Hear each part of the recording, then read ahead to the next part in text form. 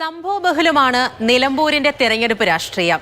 ആ നിലമ്പൂരിനെ കുറിച്ചും നിലമ്പൂരിന്റെ തിരഞ്ഞെടുപ്പ് ചരിത്രത്തെക്കുറിച്ചും നമുക്കൊന്ന് നോക്കാം.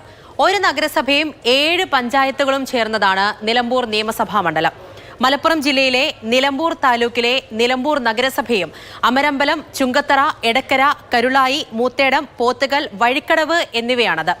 മണ്ഡലത്തിൽ ആകെയുള്ള വോട്ടർമാർ അതിത്രയുമാണ്. 2,32,384 വോട്ടർമാരാണ് നിലമ്പൂരിലുള്ളത്. ഇനി ആ വോട്ട് ചരിത്രം നമുക്ക് നോക്കാം. 1987 മുതൽ നിലമ്പൂർ UDFന്റെ കോട്ടയായിരുന്നു. 1987 മുതൽ 2011 വരെ നിലമ്പൂർ മണ്ഡലം ഭരിച്ചത് ആര്യാടൻ മുഹമ്മദാണ്. കോൺഗ്രസിന്റെ കുത്തകയായി മാറുന്ന കാഴ്ചയായിരുന്നു അന്ന് കണ്ടത്. ഇതിനൊരു മാറ്റം വന്നത് 2016 PV അൻവറിന്റെ വരവോടെയാണ്.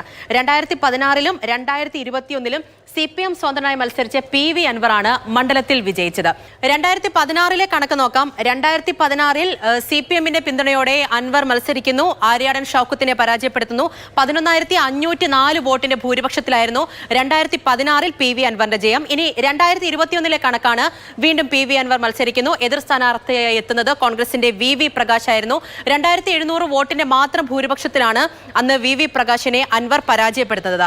പിന്നെ അത് കഴിഞ്ഞ് മുന്നണിയുമായി ഇടഞ്ഞ അൻവറിന്റെ രാജിയിലൂടെ വീണ്ടും നിലമ്പൂർ ഉപതെരഞ്ഞെടുപ്പിലേക്ക് കടക്കുന്ന കാഴ്ചയായിരുന്നു. ഇനി ലോക്സഭാ കണക്കുകൾ കൂടി ഒന്ന് നോക്കാം. വയനാട് ലോക്സഭാ മണ്ഡലത്തിലാണ് നിലമ്പൂരുള്ളത്.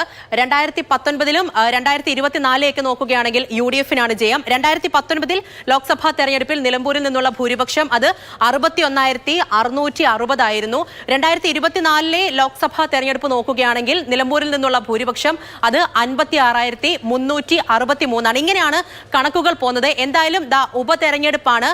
പോരാട്ട വഴിയിൽ PV അൻവർ ഉണ്ട്. ഒപ്പം കോട്ട തിരിച്ചു പിടിക്കാൻ UDF ഉണ്ട്. കളം നിറഞ്ഞു നിൽക്കാൻ വേണ്ടിയിട്ട് LDF ഉണ്ട്. ജനങ്ങൾ തീരുമാനിക്കട്ടെ നിലമ്പൂരിൽ ആരെത്തുമെന്ന്.